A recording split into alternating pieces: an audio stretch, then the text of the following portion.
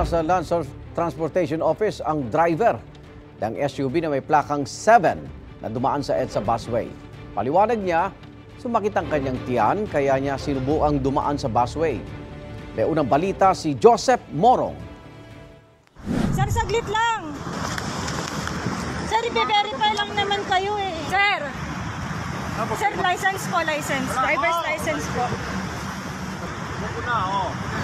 Ay, naku po, talaga naman. Linggo ng gabi nang dumaan sa may northbound lane bago ang Guadalupe Station ng EDSA Bus Carousel ang luxury vehicle na Cadillac Escalade na ito kahit na bawal.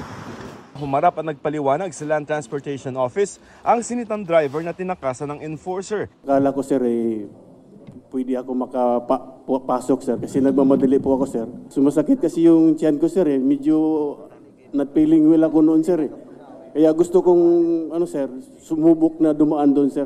Tiniketa ng LTO at pinagmulta ng kabuang 9,000 pesos si Edpan.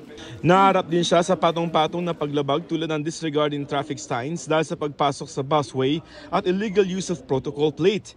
Number 7 ang plaka ng ginamit niyang sasakyan na pang senador lamang dapat pero ayon sa LTO, peke ang plaka. Hindi amin yun Peke in the sense that it is not legitimate, no? In the sense LTO issued. Hindi kayo may gawa? Hindi kami may gawa, no? Sinabi rin ng LTO na rehistrado sa kumpanyang Orient Pacific Corporation ang sasakyan. We cannot confirm. The names of the directors and stockholders may be found in the SEC. It's a public record. And right now, we are not authorized to divulge their names due to their rights also. Privacy po. Hindi naman nila maipaliwanag kung bakit gamit nila ang plate number 7. Kinumpirma naman ng driver na 4 silang sakay ng luxury vehicle. Hindi siya kita sa video pero nakita ang katabi niya sa harap. Ang sumilip naman na nakaupo sa likod ay isa raw investor na ihahatid nila. The company sincerely apologizes for what happened. Hindi po namin ginusto yun.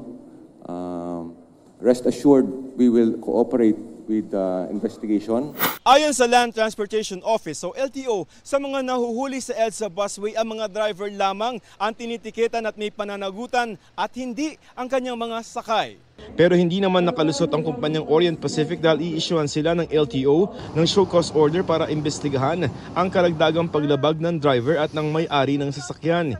Hihingi rin ng LTO sa Securities and Exchange Commission o SEC ng kanilang information sheet. Sa kopya na nakuha ng GMA Integrated News Research, makikita na presidente ng Orient Pacific Corporation si Kenneth T. Gatchalian, tatakbong congressman at kapatid ni Senador Win Gatchalian. Hinihingan pa namin ng panig ang magkuya pero nung isang araw sinabi ni Senador Gatchalian na wala siyang puting Cadillac Escalade. Ang opisina niya sa inyo, yes. Ito ang unang balita, Joseph Morong para sa GMA Integrated News.